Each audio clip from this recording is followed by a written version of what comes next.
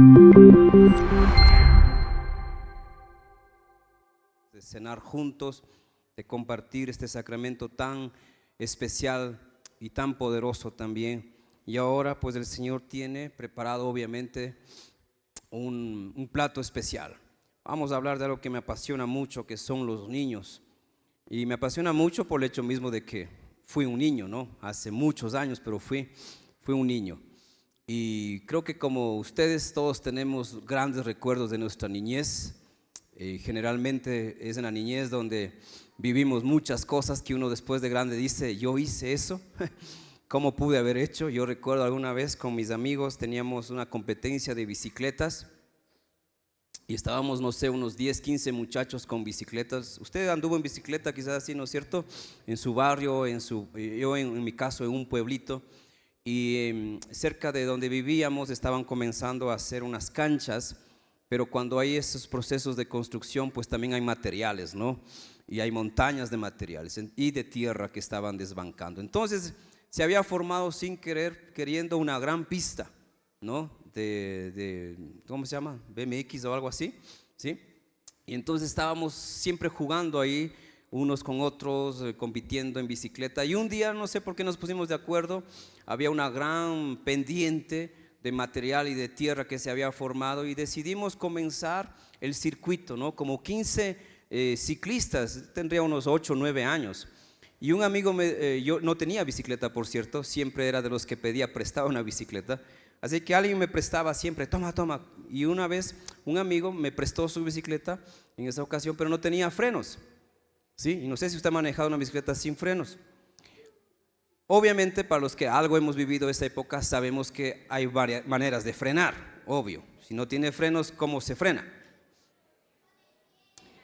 Gastando toda la planta del zapato y evitando que se nos meta ahí el pie, ¿no es cierto?, entre la estructura y la llanta de la bicicleta. Así que uno sabe frenar.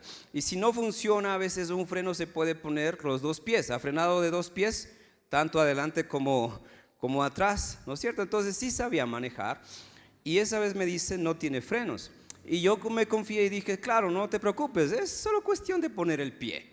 Y como no era muy alta, pues a veces puedes aún ir poniendo el pie en el piso sin asentarlo todo, porque si asientas todo te accidentas, pero puedes ir menorando la velocidad. Bueno, el punto era que me decidí, pero no me di esa gran pendiente y estábamos tan concentrados en ganar cada uno que cogí la rampa muy fuerte y cuando yo ya estoy coronando, pues salí volando, ¿no? En la bicicleta, obviamente, porque iba con fuerza, caí por instantes en el resto de la pendiente esa, pero perdí el control porque caí cerca de una piedra. Entonces cayó en el piso liso y enseguida una piedra. No hubo tiempo para frenar, no hubo tiempo para ponerme a cuentas con Dios, no hubo tiempo nada más para decir se puede volar alguna vez en la vida, porque salí volando, me di una vuelta y quedé como muerto. Y todos mis amigos, yo escuchaba muy adentro en mi ser que gritaban. Era como que yo me hubiese ido internado, pero adentro, porque quedé como muerto, ¿no? Y me gritaban, levántate, me escuchas, no mires la luz, no mires, no sigas el túnel, no entres en el túnel. Y pues de esta experiencia me quedó de lección, ¿no? Porque Diosito me perdonó la vida, yo hubiese terminado ahí mi vida, de alguna forma hubiese caído mal el cuello, de alguna forma la cabeza, ¿no es cierto?, golpeado. Pero unos instantes después que ellos gritaban, yo abrí los ojos y me reí. Y entonces, no se ha muerto nada, está vivo, levántate, vamos. Y como niños vivimos cosas así, ¿no es cierto?, donde nos peleamos, nos caemos, nos raspamos, nos lastimamos, pero somos felices. ¿Estamos de acuerdo o no? ¿O no se acuerda de su niñez? Bueno, contaría más cosas, pero la idea es que la niñez es una etapa muy hermosa, una etapa que no vuelve tan bien, pero es una etapa que necesitamos saberla vivir y en especial para los que ya pasamos de esa etapa, necesitamos saber cuidar a los que están en esa etapa. Por eso el mensaje de esta mañana se llama Cuidemos a los niños. Y voy a sentar primeramente las bases de dónde viene bíblicamente este sentir. Número uno, la Biblia. Yo olvidé hacer esto. ¿Me ayudas, Alejito, si estoy haciendo bien? Sí. Estamos estrenando algunas cositas. ¿Tú pasaste o yo pasé? No. Ok, listo. No, yo estoy pasando. Ok. La Biblia es el manual de qué? De la dignidad infantil. Hay tratados, hay convenciones, hay organizaciones que se encargan también de trabajar con los niños, tanto en el medio cristiano como afuera también. Pero realmente no hay otro libro que yo haya encontrado que contenga todo lo que necesitamos, lo principal que necesitamos saber para cuidar a la niñez, para cuidar esa etapa en la que muchos están transitando, y nosotros tendremos hijos y tenemos hijos que van a seguir viviendo esa etapa. La Biblia es el manual de la dignidad infantil por excelencia, y hay muchos ejemplos. Por ejemplo, Dios preservando la vida de Moisés. ¿Recuerdan cómo Dios preservó la vida de Moisés? No fue fácil, pero su madre tuvo que ponerle en una cesta, en un canasto, y dejarle a la deriva, obviamente confiando en el Señor, y así fue como el Señor preservó la vida de Moisés. Samuel fue llamado por Dios siendo un niño, había sido milagrosamente concebido. Su madre había hecho una promesa de que si Dios le daba un hijo, le iba a entregar al ministerio, y así cumplió, ¿no? Le tuvo a Samuel hasta que fue destetado, y como buena madre le dio el seno hasta los 10 años para tenerle junto a ella, y después le fue a dejar en el templo para que sea un siervo, y estando ahí Dios les llamó al ministerio. Así que los ejemplos abundan, pero también tenemos versículos que hablan sobre la importancia divina. Escuche bien, no cualquier importancia social, familiar, todo eso también habla la Biblia, pero una importancia divina. Por ejemplo, el Salmo 127:3 dice: he aquí, herencia de Jehová son los hijos, cosa de estima el fruto del vientre. Cuando con mi esposa decidimos tener nuestros niños, obviamente este pasaje y otros estaban en nuestra mente. Nuestra decisión no fue humana, solamente de somos casados, necesitamos tener hijos. Tampoco fue el cumplimiento del sueño de los dos o de uno de los dos diciendo: quisiera ser padre, quisiera ser madre. Todos esos anhelos habían, pero habíamos aprendido desde nuestra juventud que los niños son herencia ¿de quién? Del Señor. Entonces significa que uno debe saber pedir a Dios su herencia y esperar su herencia en el tiempo de Dios. Así que no llegaron pronto nuestros hijos, llegaron 9 años después de casados. Llegaron años después de que nosotros habíamos dedicado nuestra vida para otras cosas en ese momento, y hemos visto cómo hasta ahora se cumple esta palabra. El Señor nos dio los hijos. De hecho, los nombres de nuestros hijos vienen producto del mover de Dios. No es que nos pusimos a ver una telenovela y por ahí vimos al artista que es guapo, el galán de la novela. ¿Cómo se llaman hoy día los galanes? Porque ahora son galanes turcos. Yo no sé esos vocabularios. Yo sé de galanes venezolanos, José Luis, ¿no es cierto? ¿No? Pero ahora hay galanes turcos, galanes de no sé qué, de Indonesia, de Rusia. No sé esos nombres. Y hoy en día, por ejemplo, aunque parezca gracioso, a raíz, por ejemplo, del último mundial de fútbol, hay muchos niños que se llaman Kylian, Lionel, ¿no? En relación a Lionel Messi y a Mbappé. Entonces hay gente que busca poner los nombres por las novelas, por las películas. ¿Cuántos niños no se llaman hoy en día Brian? Ya son adolescentes, ¿no? Por Rápidos y Furiosos. Porque muchos padres dijeron: Brian, qué guapo ese artista Brian. Quizás poniéndole el nombre se le encrespan los cabellos, se hace rubio, los ojos se le tornan un poco verde, no como mi esposo, que es negro, pequeñito, trompudito, nariz aguileña. Y tenemos nombres que ponemos a los hijos por razones humanas. No, herencia de Jehová son los hijos. Asegúrate que vienen en el tiempo de Dios. Si los vas a tener, búscalos en el tiempo de Dios, y Dios te dará los nombres. Dios te dará los nombres y vivirás cosas hermosas que he contado acá. Nos fuimos con mi esposa a la playa. Ya sabíamos que íbamos a ser padres como un año antes. No estábamos en la práctica de ser padres, pero sabíamos que íbamos a ser padres, y nos fuimos a la playa a orar, a consagrar a Dios el deseo de ser padres. Miren, nos gastamos un viaje a la playa para decidir ser padres y darle a Dios nuestra confianza de ser padres. Y fuimos a la playa y gastamos como $500,000 más o menos allá. Comimos bien, pero fuimos ahí una mañana a la playa. Cogí yo un palo de esos grandes que hay para poner ahí, te quiero, te amo. Usted ha puesto eso, ¿no es cierto? Hice un gran corazón y escribí el nombre de nuestro primer hijo, que aún no venía, pero Dios nos había mostrado, se va a llamar David. Así que escribí David, nos tomamos la foto para los incrédulos, para mostrar algún día y decir, miren, sabíamos que iba a ser un varón, se iba a llamar David, y aquí está la evidencia. Un año antes, poniendo en manos de Dios la venida de los hijos, porque herencia de Jehová son los hijos. Entonces hay que saberlos tener. No es cuestión solamente de querer ser padre y porque eres mi esposa, cúmpleme, porque soy tu esposo, estoy aquí para cumplir. No, tiene que ser producto del querer de Dios. ¿Estamos de acuerdo? Y esto hay que enseñar a las nuevas generaciones, porque estamos trayendo al mundo en cualquier momento, de cualquier manera, en cualquier ambiente, de cualquier persona inclusive, hijos, hijas que a la final muchas veces vienen a sufrir porque no vinieron como herencia de Dios.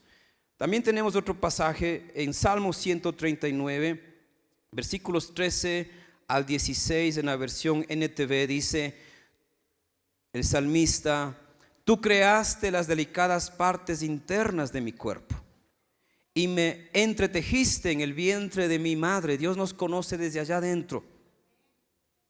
Dios nos conoce desde allá. Dice también: gracias por hacerme tan maravillosamente complejo. Es que la vida humana es compleja y es hermosa. ¿Cómo es que la concepción puede dar a luz un proceso de desarrollo que incumbe muchas cosas que ni aún las entendemos bien, pero que pasan? Y las madres embarazadas, sobre todo, que ahora están viviendo acá en nuestra iglesia, y Dios nos ha dado bendición. Por cierto, tenemos 8 hermanas embarazadas en Carcelén, para la gloria de Dios.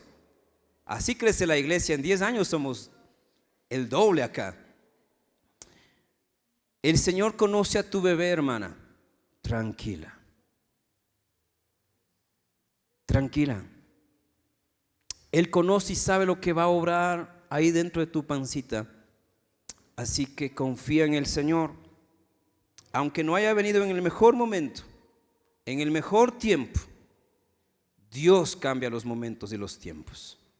Así que recibe este versículo que dice: gracias por hacerme tan maravillosamente complejo.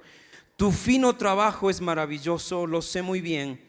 Tú me observabas mientras iba cobrando forma en el secreto. Antes de que le hagan a usted el eco y todo eso, ya Dios sabía cómo está ese botoncito, esa arveja que luego se va haciendo como una sandía, ¿no? Va tomando forma. Hermano, mujer, Dios ama no solamente ahora, sino desde antes que tú conozcas a tus hijos. Así que bendícelo, y quiero pedir a quienes están gestando y quienes por fe quieren gestar, que bendigan lo que Dios va a hacer en su vientre. ¿Quieres hacerlo? No lo hemos hecho esto. Cierra tus ojos. Señor, bendigo a quienes están viviendo la experiencia de un embarazo. Tú sabes todo lo que eso implica, pero yo te pido respaldo y tu intervención. Y también por quienes en fe y por amor a ti, Señor, están planeando, esperando ser padres un día. Bendigo esa decisión y que tengan la confianza de que tú eres el Dios de la vida y tú vas a darnos como herencia preciosos hijos. En el nombre de Jesús somos bendecidos. Amén. Sigamos leyendo. Versículos 16. Me viste antes de que naciera. Cada día de mi vida estaba registrado en tu libro. Cada momento fue diseñado antes de que un solo día pasara. Y la palabra tiene más versículos que nos dan seguridad y nos dejan ver que los niños son importantes para Dios. O sea, no es solamente una cuestión de que existen los niños, sino quién nos creó de esa manera. No es que nacemos siendo adultos, nacemos siendo bebés, ¿sí? Y eso tiene una razón de ser: ver la gloria de Dios dando la vida, guiando el proceso de desarrollo. Pero ahí no se acaba todo. Hoy como sociedad tristemente tenemos una deuda con la niñez, porque no solamente las familias, la iglesia, sino también el Estado, hemos descuidado a los niños, de muchas maneras que vamos a hablar hoy.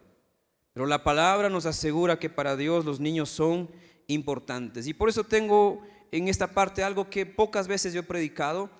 No soy un gran teólogo, pero yo le titulé hace muchos años el tercer gran mandamiento. ¿Recuerdan cuando al Señor se le preguntó cuál es el gran mandamiento? ¿Sí recuerdan eso? ¿Qué dijo Jesús? El primer mandamiento es, y el segundo es semejante: amarás a tu prójimo como a ti mismo. Pues sucede que en el libro de Deuteronomio yo encuentro lo que llamo, como un teólogo, el tercer gran mandamiento. Hay dos grandes, lo citó Jesús, pero desde antes venía un encargo, una ordenanza de Dios a los padres con respecto a sus hijos. Leamos Deuteronomio 6:4 en adelante.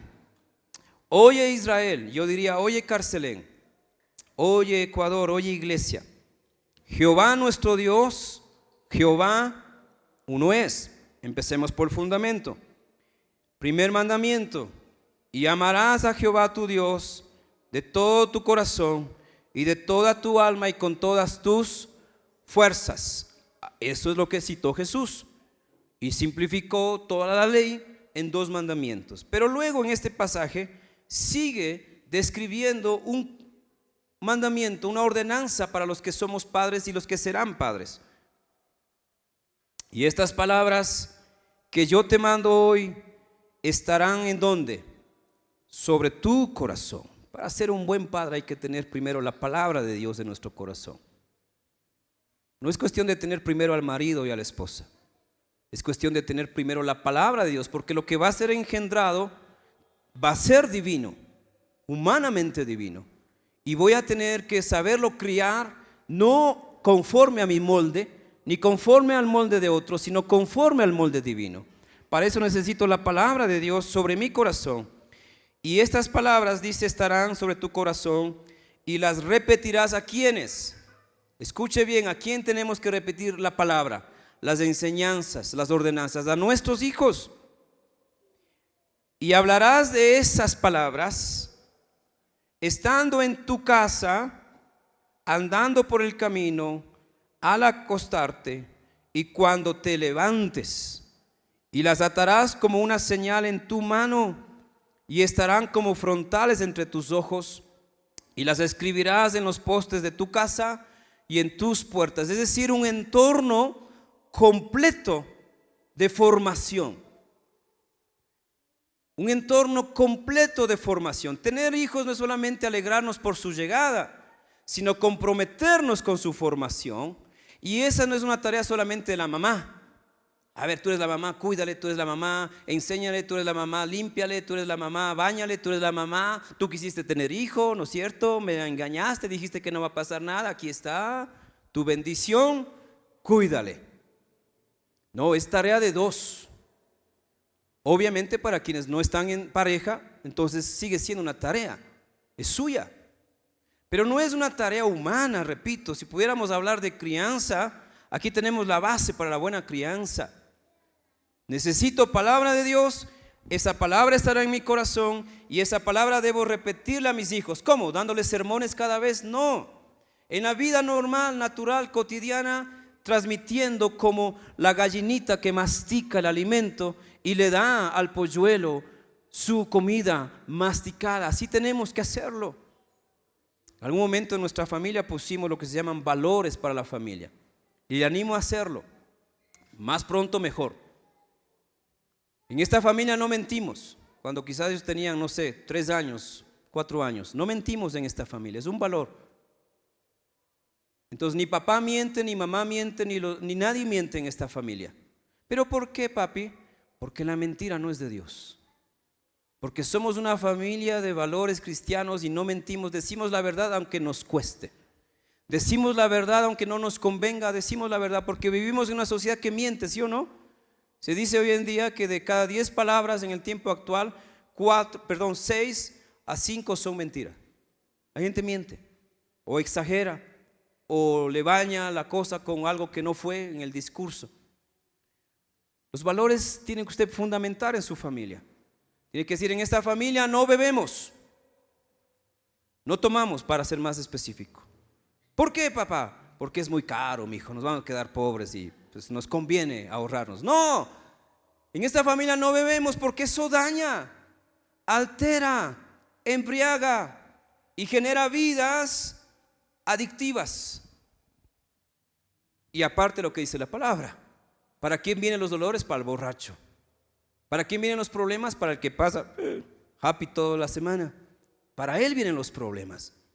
Entonces, si pudiéramos desglosar todo lo que implica este pasaje, tenemos un modelo de crianza excelente, eficaz. Pero eso es una muestra más de tanto palabra que Dios tiene para mostrarnos que los niños son importantes. Pero Jesús mismo demostró que los niños son importantes. En el ministerio de Jesús tenemos episodios con niños narrados en los diferentes evangelios.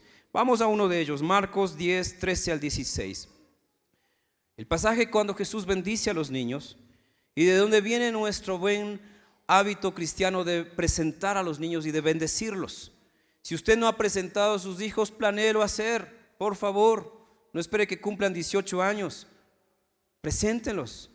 Es una manera de decir: Señor, son tus hijos primeramente. Bendícelos.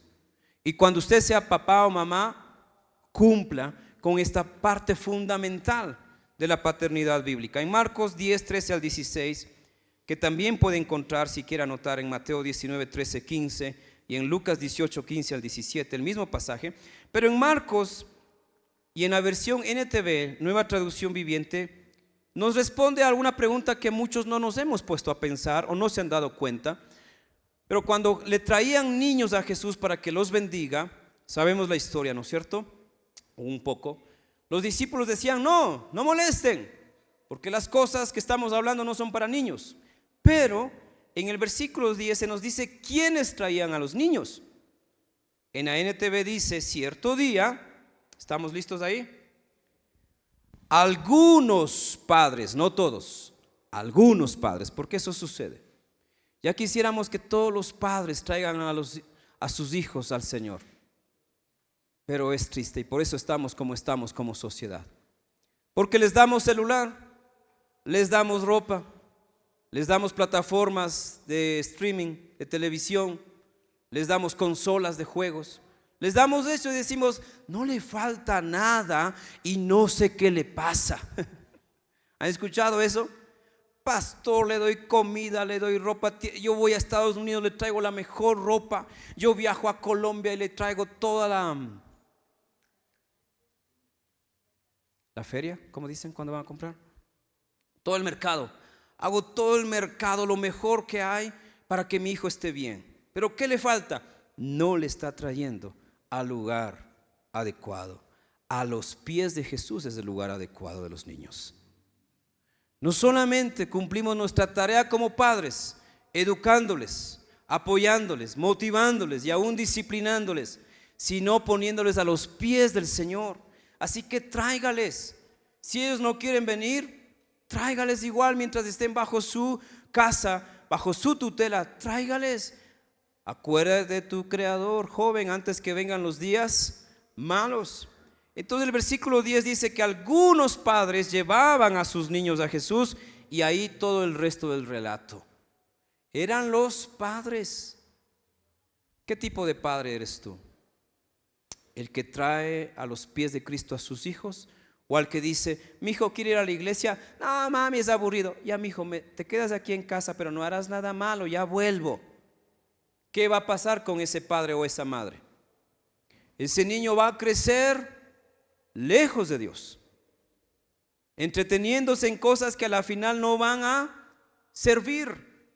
A la final pueden pasarle una factura para el resto de su vida. Y ese niño que se quedó en casa, porque algunos nos dejamos llevar de consejos errados, como no le obliguen. Es como hace 30 años decían, o 20 años: a los niños no hay que obligarles a comer, porque el cuerpo sabe lo que necesita, porque ellos van a buscar comida cuando quieran. no hay que darles horarios de comida, porque el metabolismo es diferente y nos metieron muchos argumentos, y digo nos metieron porque así nos vendieron, y hoy somos un país de desnutridos, porque el cuerpo nunca le pidió brócoli. A ese niño el cuerpo siempre le pidió galleta, chocolate, dulce, chupete, helado, ice cream y cualquier cosa como le llamemos. ¿Y cómo están esos niños ahora? Esos jóvenes de ahora que van a la convivencia y no pueden jugar ni 20 minutos. Y cuando uno era un niño, uno pasaba todas las montañas, desde el Tulcán al Macará, todas las montañas en la misma tarde, y regresaba a la casa con mucha energía. ¿Qué más, mamita? ¿Cómo está? Quiero seguir jugando. Y hoy nuestros niños, nuestros adolescentes, padres, lleven a los pies de Cristo a sus hijos. Ustedes deben ser los primeros maestros que en cierta edad le dicen a los hijos: bautízate, quiero que aprendas del bautismo, te voy a enseñar yo mismo, luego les llevaré a la iglesia. No les digo oblíguenle, pero sí inspírenle, porque si tú esperas que como la comida ellos sientan hacerlo, ¿cuántos sienten pegarse un gran banquete? Zanahoria, coliflor, brócoli, sin sal, sin salsas, hervido para el almuerzo. ¿Cuántos están con ese sentir del Espíritu esta mañana? ¿Alguna vez el cuerpo le pide? Y si le pide será cuando está en el hospital, ¿no? Porque al menos hay que comer algo. Si usted espera que sus hijos vayan a dormir a la hora que ellos quieren, que es otra mentira. A los hijos hay que dejarles que ellos mismos caigan rendidos, que agoten todos sus cartuchos del día, 10 de la noche, 12 de la noche, y el niño sigue activo y usted ya muere. ¿Cómo están esos hijos? Sonámbulos, tontos, porque pasan en el celular, en las redes sociales, en los dispositivos, desvelándose y están ahí. Y eso afecta a su cerebro. Y como papás no tenemos niñeras, pero tenemos los niñeros virtuales ahora, ¿no? Que es el celular. Toma, mijo, quédate quieto ahí, no moleste. Mientras yo hablo con el pastor, usted entreténgase allá. Les hacemos un daño cuando no llevamos a nuestros hijos a Jesús. Cuando dejamos que ellos crezcan de cualquier manera, porque decimos: cuando ellos sean grandes decidirán su fe. Espere que cumplan los 18 años y a ver si deciden su fe. A los 18 años ya tienen 2 hijos. A los 18 años son los borrachos del barrio.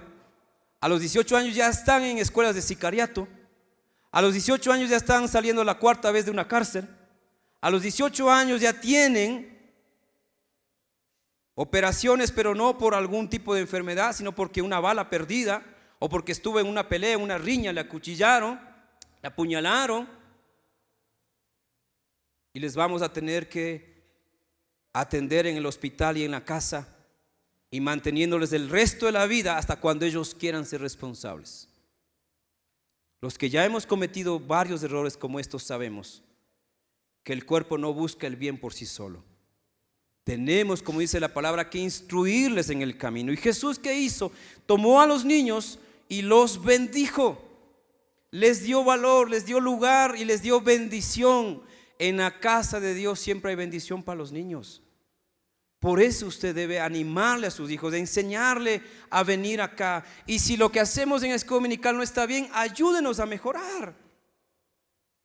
Si no tenemos todas las herramientas, todos los recursos, hagamos un plan para mejorar, pero no perdamos a nuestros niños. Porque una vez perdidos, ¿quién les puede traer?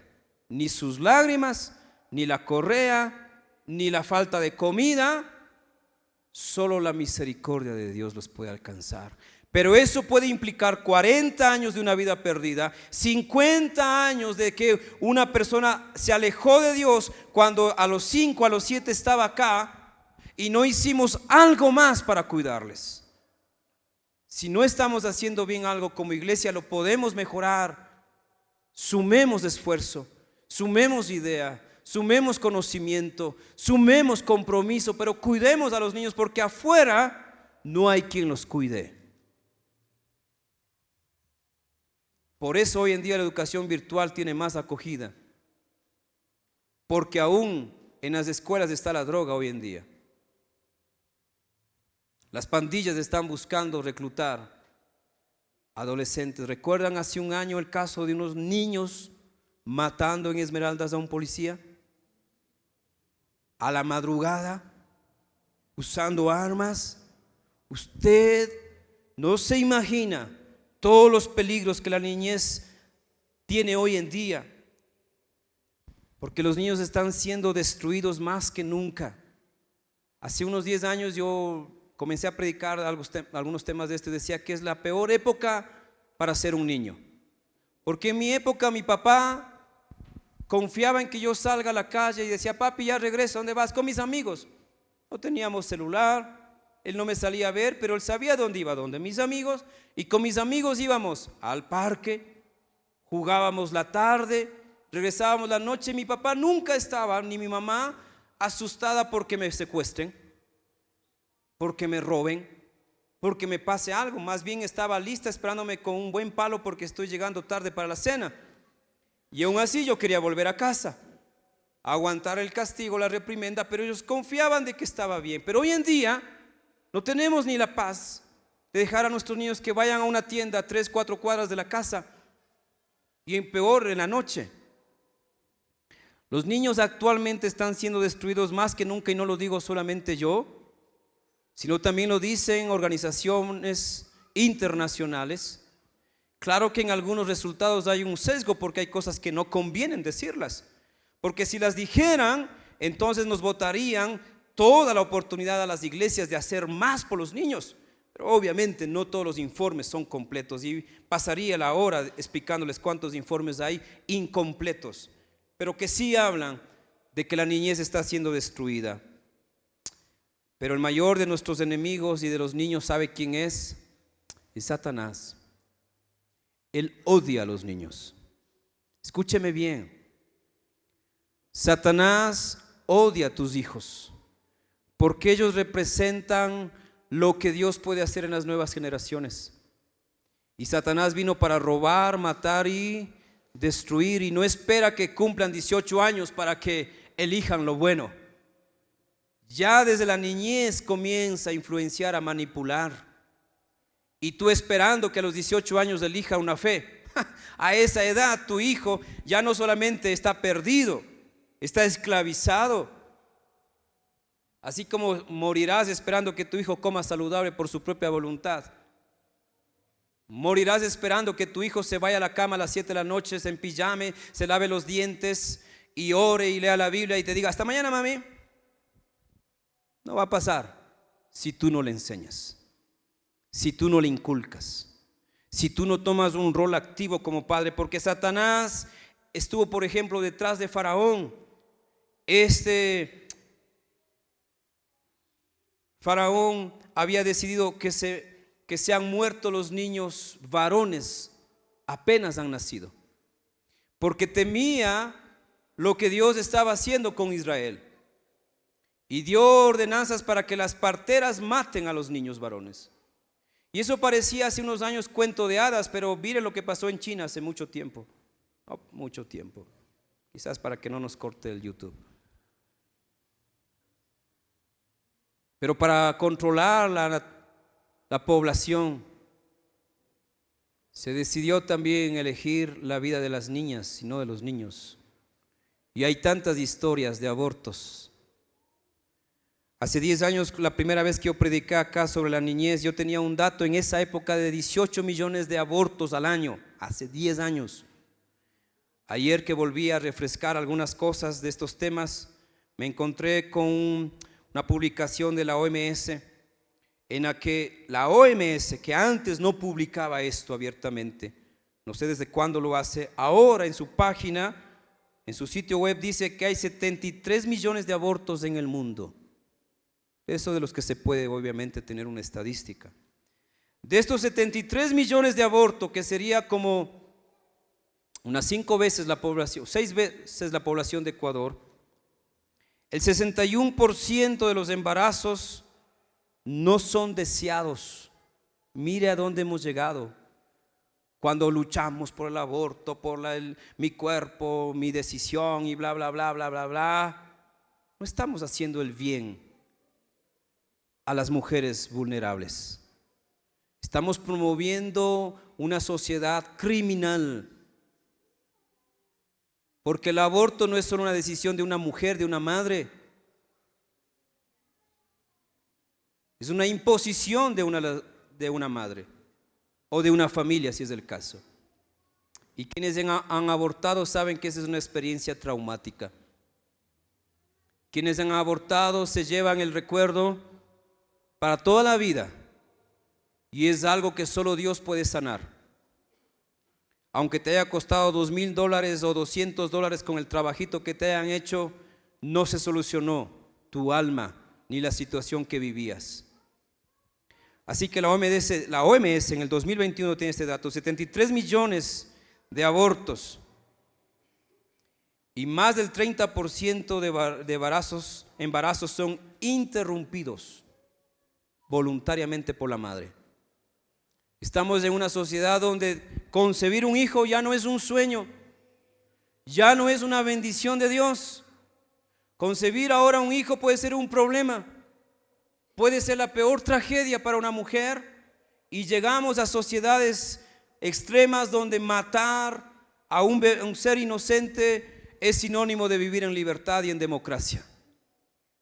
¿Dónde está tu libertad si nunca le preguntaste? Porque no solo es tu vida, es la vida de Él. ¿Dónde está tu democracia si no fue por elección voluntaria de las dos partes? Espera que cumpla 18 también, para que decida vivir o no. Y hay grandes historias de hombres que llegaron a ser influyentes en el mundo, pero que sus madres pensaron en abortarles en el tiempo que los estaban gestando. Uno de ellos muy conocido, el Papa Juan Pablo II. Si ha leído la biografía de él, sabe a lo que me refiero. Y otras historias trágicas de mujeres que fueron engañadas o vivieron épocas como el tiempo de los nazis, cuando realmente estar embarazada era sinónimo de una condena de muerte. Pero mujeres como la madre de Juan Pablo II decidió confiarle a Dios la vida. Satanás odia a tus hijos y no sabes cuánto, porque en el tiempo que nacía Jesús, Herodes también decidió que sean asesinados los niños menores de 2 años. ¿Quién tiene la autoridad para quitar la vida a alguien? Y peor aún, decidir que los niños menores de 2 años, ¿hay aquí algún niño de 2 años que me presten un ratito? Decidir que personitas como esas, pequeñitas, sean asesinadas a pretexto de un bien mayor. En esa sociedad vivimos. Quizás ya no está Herodes y Faraón, pero están líderes influyentes que con argumentos humanos, como nos decían hace 10 años, hay que controlar la población mundial, va a escasear los recursos, va a faltar la comida, va a faltar la vivienda, va a faltar el trabajo. Nos vendieron la idea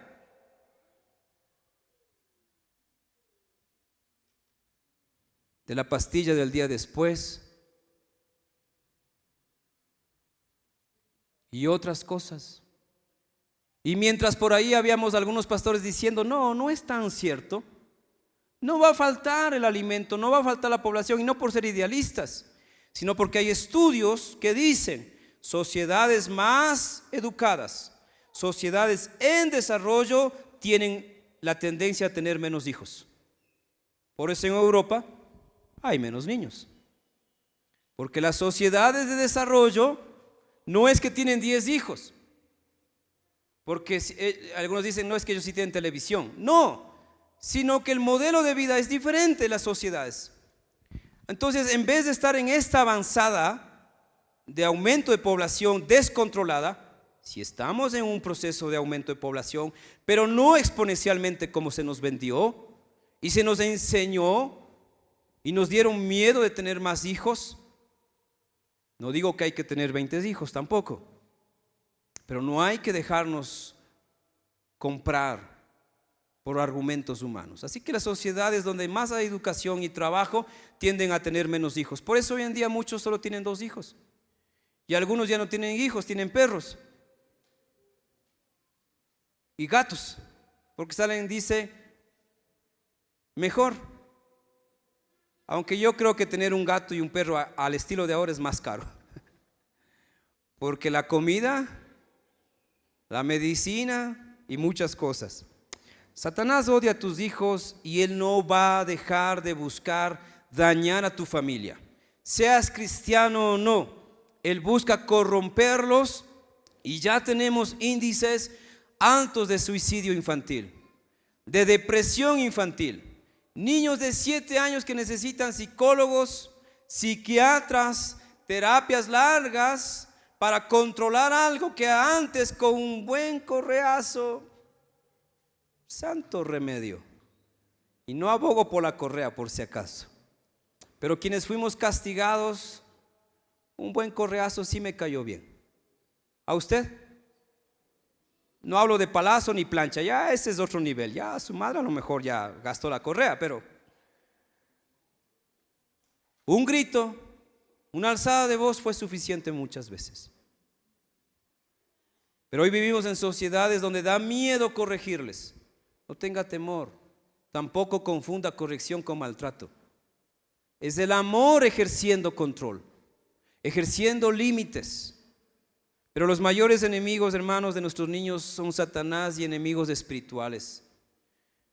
No te imaginas, hay niños hoy en día, y aquí hay niños que espero que estén recibiendo esto, que deben tener cuidado con su dignidad, su pureza, porque los dispositivos han quitado los límites de la pureza humana. Y ahora hay niños de 8 o 10 años haciendo y pensando y planeando y hablando cosas de que uno ni a los 18 pensaba.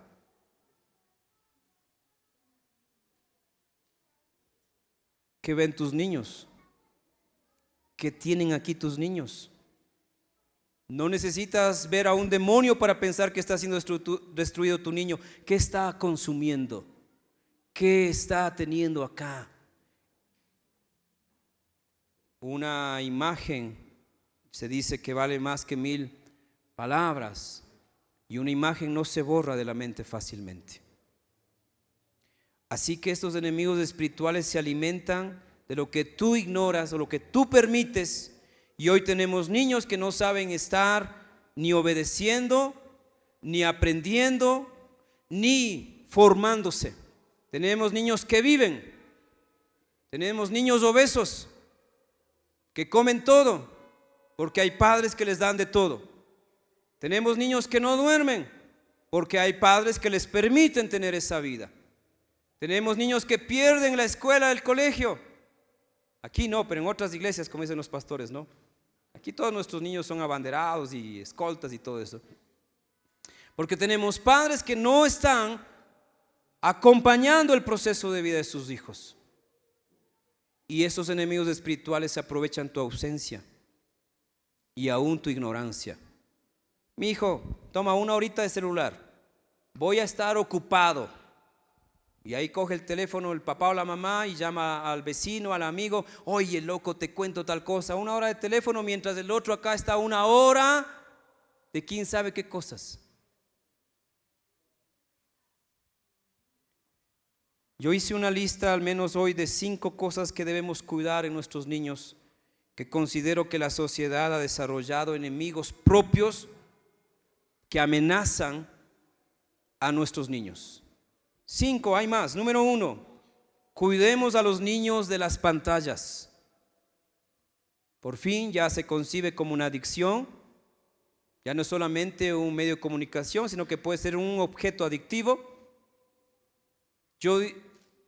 No solamente yo, muchos especialistas dicen que los niños no deberían tener ni redes sociales por varios factores emocionales, de seguridad, de identidad, de valores, de tiempo. No deberían tener.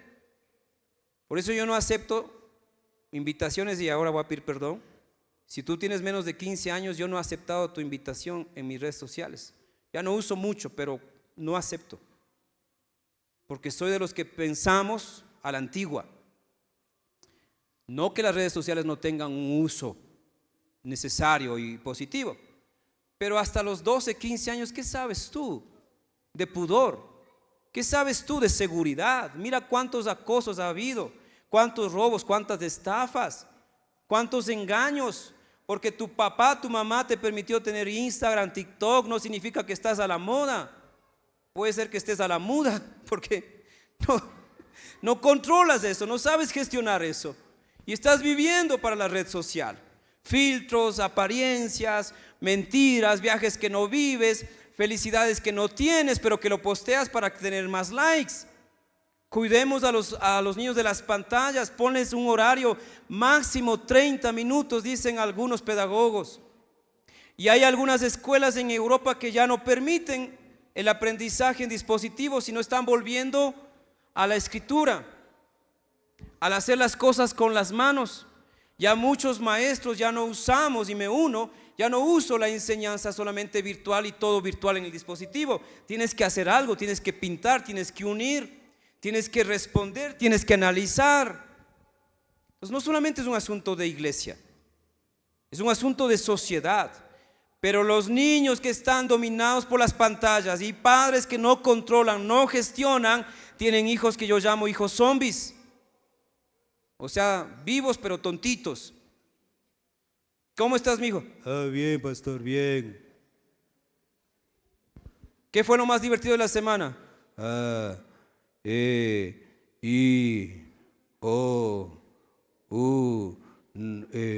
Jugar la consola, pastor. Jugar la consola. Miren qué diversión, qué ánimo, qué entusiasmo, qué energía, qué expresividad. Mijo, ¿quieres decir algo al grupo de jóvenes? Dígale algo, un feliz cumpleaños. Feliz cumpleaños. No saben expresarse, no saben socializar, no están atentos. ¿Qué te dijo tu mami? No sé, yo estaba en el celular cuando ella habló. ¿En serio? ¿Ni para escuchar a tu mami dejas el celular? U otros, les llamo o mandan un mensaje WhatsApp y se escucha el eco del baño o la palanca. Y le escribo, está ocupadito. Un poquito, pastor. Si no dejas las pantallas te van a absorber la vida. Ayune pantallas. No hay que ser un adicto para ayunar pantallas. Y lo aprendí en mi primer ayuno de pantallas hace muchos años, ya ahora ya son años. Mire cómo ha pasado el tiempo. El año antepasado, 2022, ayunamos todo de redes sociales, ¿no? Personalmente, no la iglesia. Entonces por eso nuestro perfil ahora es más lento, es menos interesante, lo uso para otras cosas, pero me va bien en otras cosas. En la pandemia yo hice el curso de conducción profesional, me acuerdo, una maestría, 2 diplomados, en la pandemia. Sí usé las pantallas obviamente, pero no para pasar divagando el tiempo, porque está comprobado. Tú puedes hacer una maestría si sacrificas el tiempo de tus pantallas. Escucha bien, porque el tiempo de las tareas, el tiempo de las lecturas de una maestría es casi igual hoy en día al uso de redes sociales y pantallas por la gente hoy en día. Si tú eres de los que usa pantallas 3, 4 horas al día, ya tendrías una maestría en un año. Solamente que estás derrochando tu tiempo en esa pantalla. Cuidemos, número 2, a los niños de las afecciones mentales y emocionales. Es el tiempo más crítico, es triste cuando tú te vas a un hospital o hablas con algún profesional de la salud y los niños están deprimidos y hay que buscar ahora nuevos fármacos para infantes, para controlarles, para ayudarles, para que duerman. Inclusive niños están consumiendo medicamento para dormir. ¿A dónde vamos a parar así? Es la sociedad que yo llamo la sociedad adicta, drogadicta. No todos consumimos droga, cocaína, fentanilo, pero consumimos otras cosas que nos crean un vacío emocional y vivimos mal nuestra niñez y estamos permitiendo que esos niños crezcan así. Y por eso hoy tenemos jóvenes que no tienen ni sueños y no quieren hacer las cosas bien, que a los 15 años se entregan a un hombre. ¿Qué sabes tú de eso? Y no solamente de 15, de 10 o de 20 o de 30, mientras Dios no haya formado tu sexualidad, espera el mejor tiempo, a la persona adecuada. Pero vivimos en una época de grandes trastornos mentales y emocionales. Debemos cuidarles creando un entorno de comprensión, de amor. Hay que abrazar a nuestros hijos, hay que jugar con ellos, hay que gatear con ellos, hay que jugar la pelota con ellos, hay que ensuciarnos con ellos, hay que jugar carnaval con ellos, hay que comer la colada morada con ellos, hay que comer las hamburguesas chancrosas con ellos alguna vez. Hay que acompañarles en la vida, en sus juegos, porque si tú no juegas con ellos, otros van a jugar con ellos y quién sabe de qué manera. Crea entornos de bendición. Gracias a Dios somos una iglesia que yo considero un entorno muy saludable. Primero, nunca ha pasado un incidente aquí, y no es que yo sea un pastor legalista. Ahora tenemos cámaras, antes no, pero hemos sido una iglesia guiada por el Señor en casi todos los aspectos, hemos sido muy sensibles y no ha pasado. Acá hay un entorno seguro. Nuestros maestros dominical, nunca les he dicho cuidado como tocan a un niño, ¿no es cierto? Nunca les he dicho. Pero ahora, por lo que estamos predicando, puedo decirlo para la gente de afuera. Nuestros maestros son personas que temen a Dios. Y he visto en ellos que saben conducirse respetuosamente.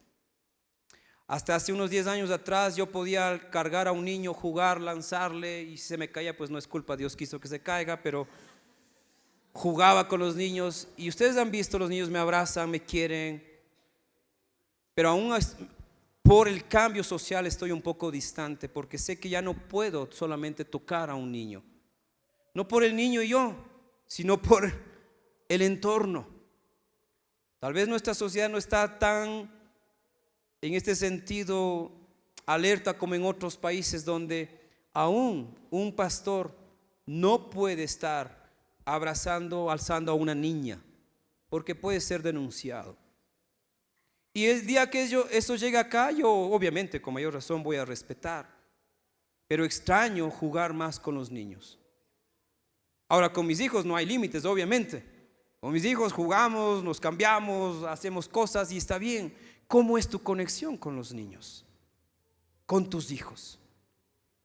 ¿Cómo es tu conexión? Porque tú no sabes lo que están viviendo. Tenemos niños que sufren bullying en la escuela, se sienten desprotegidos y lo único que tú haces para ayudarles es ir a gritar en la escuela: ¿quién maltrata a mi hijo? Con mi hijo no se metan. ¿Tú crees que eso es lo que necesita tu hija, tu hijo? ¿Por qué crees que primeramente el bullying puede mucho con tu hijo? ¿Se ha puesto a pensar? ¿Por qué cree que el bullying puede mucho con tu hijo y tu hija? No sé, pastor, pero yo le doy de comer bien. Para que el bullying pueda mucho, y no nos dicen esto en la escuela ni en los colegios, los padres tendremos que haber hecho muchas cosas para proteger su identidad emocional. El bullying puede mucho con niños desnutridos emocionalmente, que no son ni se sienten seguros en casa, que no son ni se sienten seguros como personas, porque la mamá se para en el espejo y dice: ay, qué gorda que estoy, no me entra este vestido, ay, qué mala vida que me toca. Y la niña que está al lado ya no le queda tampoco el vestido, porque no le has comprado hace 3 años, pero y como te escuchó decir a ti, y también dice: ay, qué gorda que estoy. Entonces, lo que tú hablas en casa, ¿cómo lo toman tus hijos? Porque tú dices: qué gorda que estoy, pero porque sí, lo siento, está, o gordo para hablar de los varones, porque los varones también nos engordamos, ¿no es cierto? Y nuestros hijos nos escuchan menospreciar el cuerpo. Ay, estas arrugas, tengo que operarme, ojalá una operacioncita para quitar las cargas de esta vida. Y entonces ellos solucionan su vida también con operaciones. Piensan que todo es de ir al médico, de pagar al médico, del psicólogo, del terapeuta. Y tenemos hoy día niños que tienen psicólogo en la escuela, psicólogo en el club, psicólogo en el barrio, psicólogo en iglesia, por todo lugar. Y no es que no necesitemos del psicólogo, pero en casos especiales, obviamente. Pero ahora todo es fácil, porque los papás no estamos criando hijos. Estamos teniendo inquilinos en casa. Cuidemos a los niños de sus afecciones y para eso tienes que saber, tienes que leer, investigar qué piensa un niño. Cada año tengo una entrevista con tu hijo y pregúntale cosas de la vida. Pregúntale, ¿qué piensas de Dios? ¿Qué piensas del trabajo? ¿Qué piensas de las ideologías? ¿Qué piensas según la edad? No, por favor, a los 4 o 3 años no le esté hablando de eso. Pero si ya tiene 9, 10 años en adelante, pregúntele de temas para saber qué está pensando.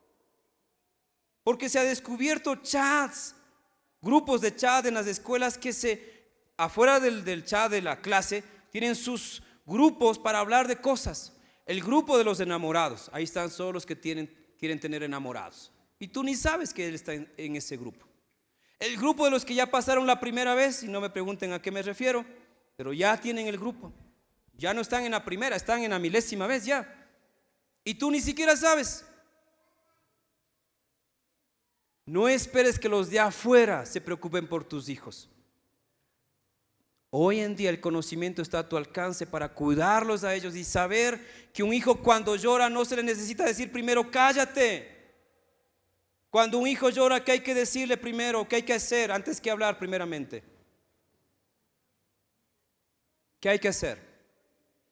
Consolarle. Pero nosotros somos, ya cállate, haces ruido. Estoy viendo la película, anda a llorar en tu cuarto. Ni siquiera les dejamos expresarse.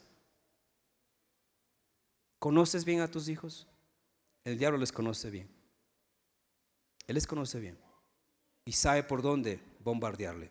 Número 3, cuidemos a los niños de familiares y personas nocivas, peligrosas en nuestro entorno. Sí, hay que tener abiertos los ojos, hermanos. Por ese lado hay que estar alerta. No digo que hay que ser presa del miedo ni del pánico, ni juzgar a todos por igual, pero sí hay que estar alerta. ¿Cómo le abraza el tío a la sobrina? Si le ponen las piernas, no permita eso.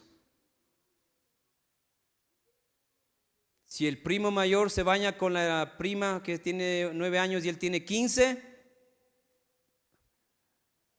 no permita eso. O 12 o 13, no.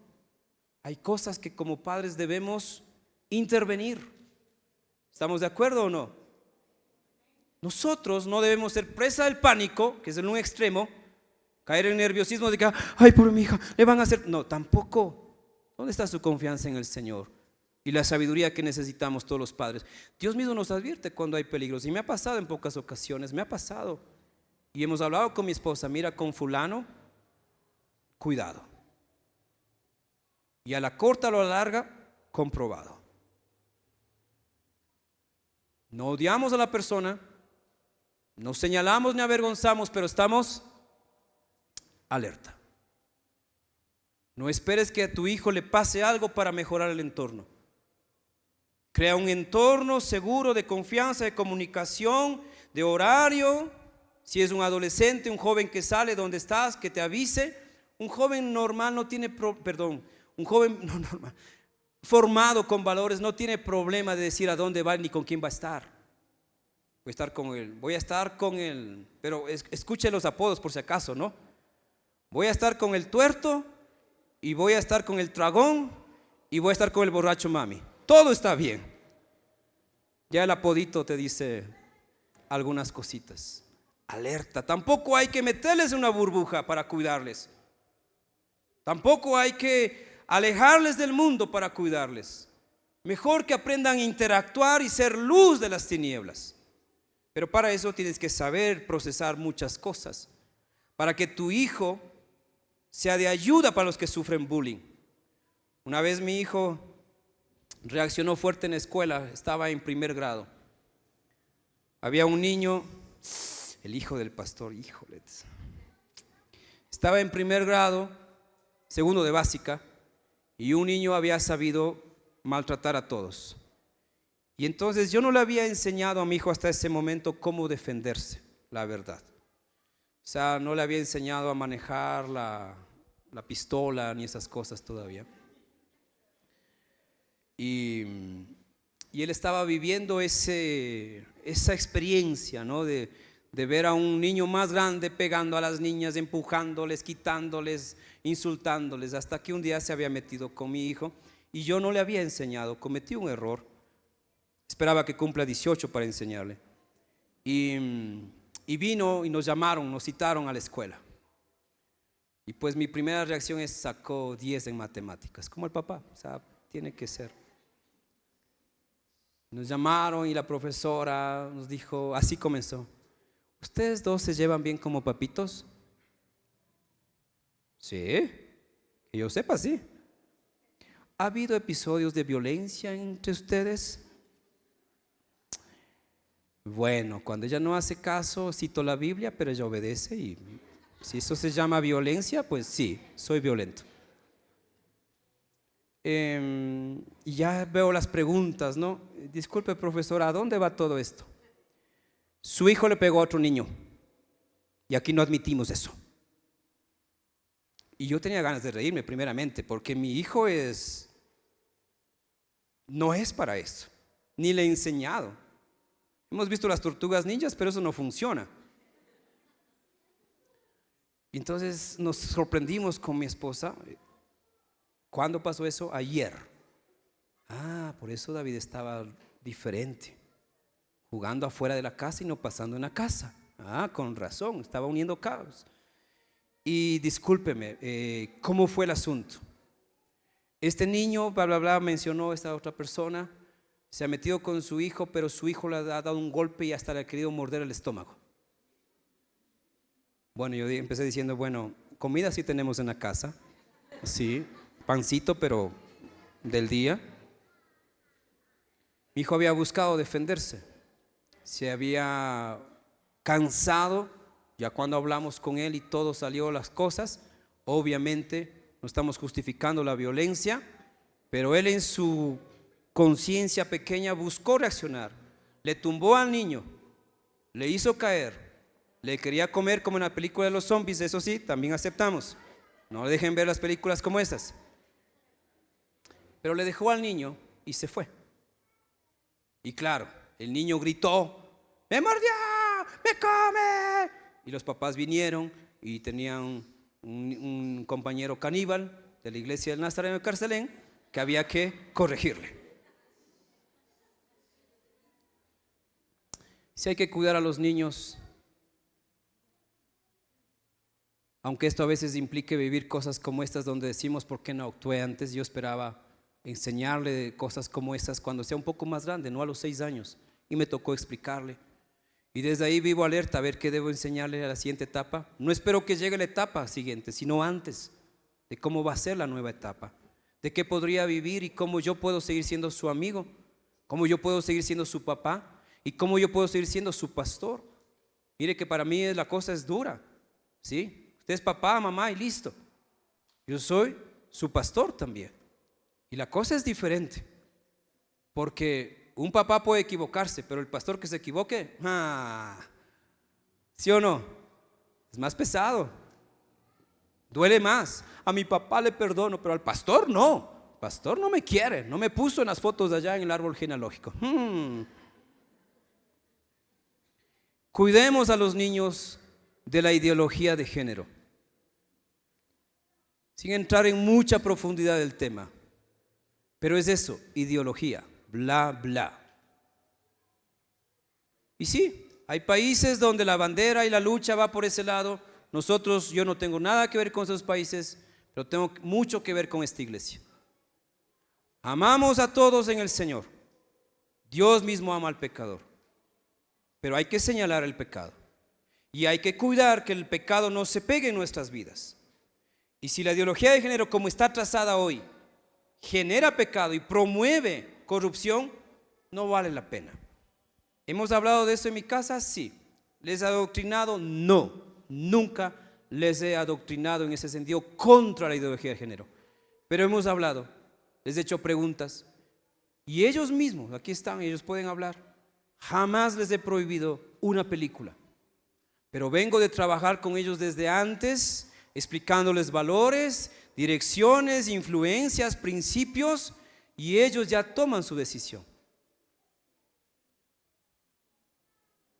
Pero ¿qué pasa si un papá descuida esta área importante? Cualquier discurso les es válido. El amor es libre. El amor es libre, entonces me caso con la columna de acá.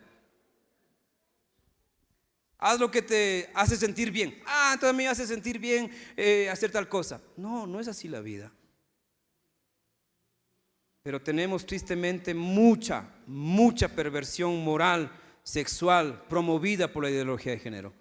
Países donde los predicadores no podemos decir esto abiertamente.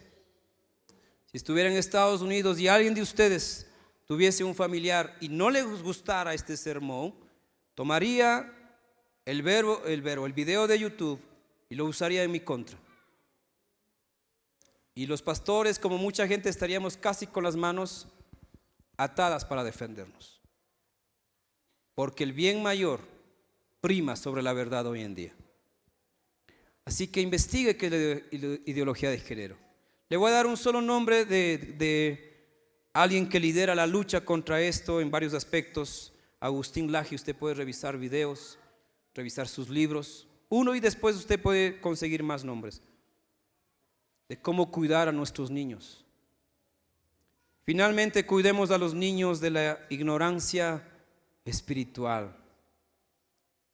El mayor descuido de un padre no es no haberle dado la mejor educación, es no haberle legado una vida con Dios. El mayor descuido de un padre no es haberle comprado zapatillas nuevas todos los años y ropa para cada ocasión. Por eso no llores, por favor, papá. Eso es secundario. Y te habla alguien que anduvo con hueco en las plantas de sus zapatos muchos años, estudiando y aún trabajando cuando fui joven. Un zapato nuevo no te hace mejor persona. Pero si haces de eso prioridad, estás mal como papá. Lo más importante es que tú seas un evangelio de Dios para tus hijos. Que ellos vean en ti la obra de Dios, el cambio de Dios en ti. Que lean tu vida como si leyeran casi un evangelio de la Biblia. Que lo que tú vives con Dios se refleje en tus palabras, en tus reacciones, en tu manera de pensar, en tu manera de tomar decisiones. La ignorancia espiritual tiene y ha promovido una sociedad de hijos pródigos que se van tras cualquier cosa y solo vuelven en sí, en conciencia, cuando les pasa lo peor. Algunos venimos de ese punto, ¿no es cierto? Salimos un día del buen camino a derrochar la herencia que Dios nos dio a través de los padres o el trabajo, y de ahí venimos con vicios, heridos, abandonados. Volvimos en sí después de comer algarrobas de los cerdos. Ahí la misericordia de Dios nos alcanzó y está bien, estás aquí. No permitas que tus hijos vivan esa misma ruta.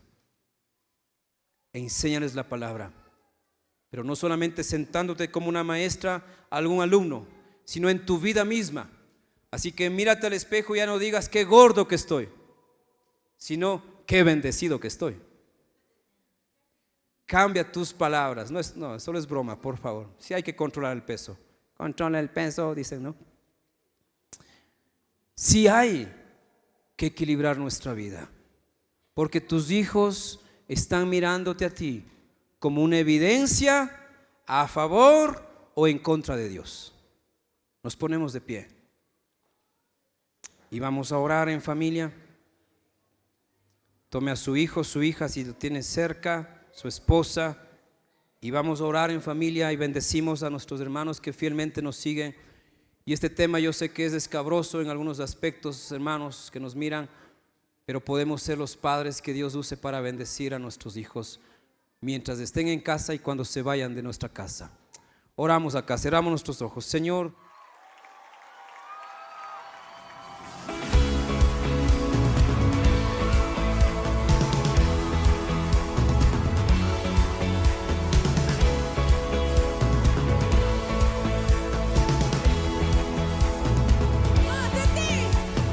En ti mis ojos yo pondré, no miraré atrás, el pasado ya dejé.